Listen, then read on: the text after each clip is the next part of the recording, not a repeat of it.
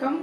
இது நம்ம கிச்சனில் நம்ம இன்னைக்கு என்ன பண்ண போகிறோம் அப்படின்னாக்க பிள்ளையாருக்கு பிடிச்ச அப்பம் நெய்யப்பம் பண்ண போகிறோம். அதுக்கு என்ன பண்ணணும்னா நல்லா இதில் ஒரு டம்ளர் அளவுக்கு பச்சரிசி எடுத்து ஒரு பையோடு ஊற வச்சு வச்சுருக்கேன்.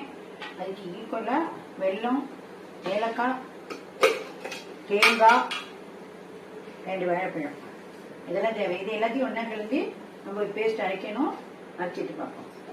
இப்போ நம்ம இது அப்பத்துக்கு தேவையானது எல்லாத்தையும் போட்டு அரைச்சி எடுத்துன்னு வந்துட்டோம். இப்போ நான் இதில் அப்பக்கரையில் நெய்யும் எண்ணெயும் கலந்து வச்சுருக்கேன். ஃபுல் நெய்யும் விட்டதில் பண்ண முடியாது, நல்லா இருக்காது. இதுமாரி அரை குழிக்கு வரப்பில் விழுவோம்.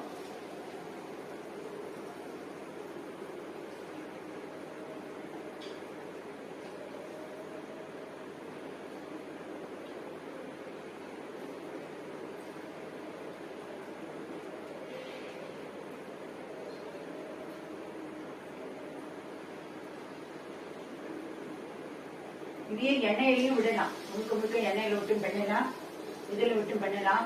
ரெண்டும் எல்லாம் ஒன்று தான், சேம் மெத்தட் தான். அதுலேயும் எண்ணெயும் நெய்யும் கலந்து வச்சு சாப்பிட்றதுக்காக ஒரு அரை கரண்டி நெய்யை விட்டுட்டு மீதி எண்ணெயை விட்டு அதுவும் பண்ணலாம்.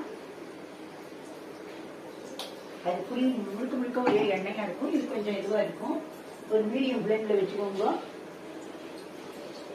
இந்த மாதிரி ஒரு குச்சி இருக்கும், இதெல்லாம் திருப்பி விட்டுக்கணும். இது வெந்துட்டுனா இதுவே தானே திரும்பி விடும். நம்ம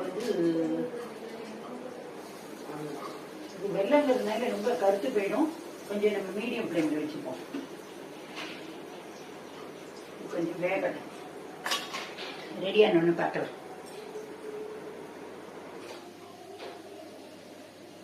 இப்போ அப்பா ரெடி ஆகிட்டான்ட்டு இப்போ பார்ப்போம். ரெடி ஆகிட்டு இந்த சிம்மிலே வச்சுதான் இதை எடுக்கணும்.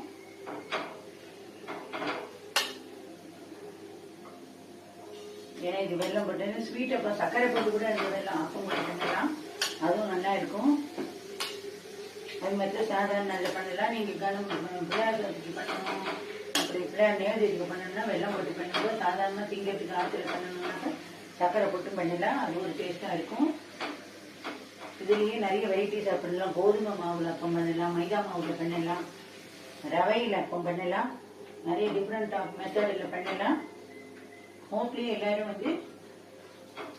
இந்த மாதிரி பச்சரிசியை ஊற வச்சு அரைச்சி இந்த மாதிரி தான் பண்ணுவா. இது ரொம்ப நல்லா இருக்கும். இது எல்லாரும் விரும்பி சாப்பிடலாம். 2 நாளைக்கு வச்சு